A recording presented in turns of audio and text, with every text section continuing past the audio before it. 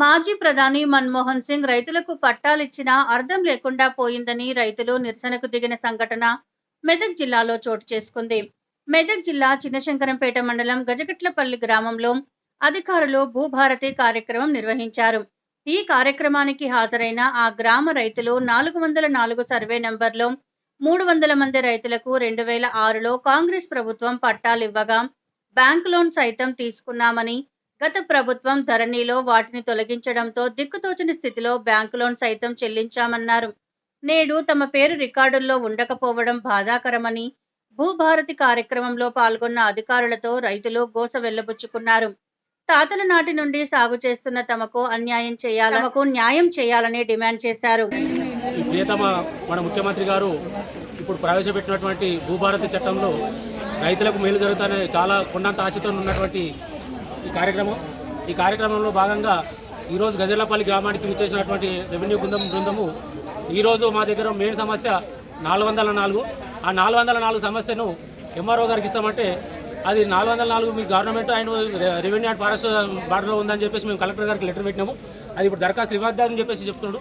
అది మాకు కంపల్సరీ కావాలి. మాకు ఉన్నదే సమస్య గజలపల్లిలో మేజర్ సమస్య ఇది కాబట్టి కంపల్సరీ మాకు పట్టా పాస్బుక్లు కొత్త పాస్బుక్లు రావాలి. అయితే గతంలో మన్మోహన్ సింగ్ గారు ఇది పట్టా సర్టిఫికెట్లు ఇచ్చారు, పాస్బుక్లు ఇచ్చారు.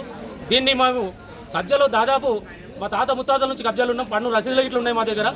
కానీ దీని ఆ పన్ను రసీదుల ఆధారంగా మాకు అప్పుడు పద్మాదేవేంద్ర రెడ్డి ఎమ్మెల్యే ఉండి మన్మోహన్ సింగ్ గారు ప్రధానమంత్రిగా ఉన్నటువంటి కార్యక్రమంలో ఆ భూపంపకం భాగంలో పట్ట పాస్బుక్లు వైఎస్ రాజశేఖర రెడ్డి ముఖ్యమంత్రిగా ఉండి ఆ కార్యక్రమంలో ఇచ్చారు.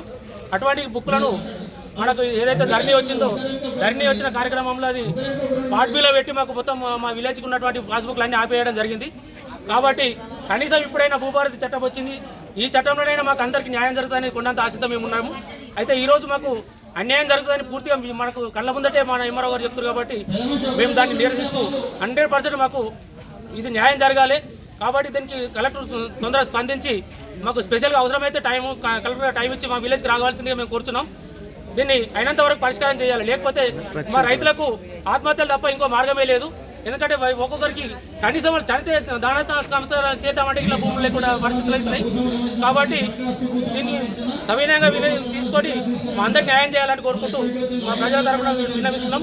కాబట్టి ఇది ధరణి భూభారతిలో కంపల్సరీ మాకు ఈ సమస్య పరిష్కారం కావాలని కోరుకుంటున్నాం.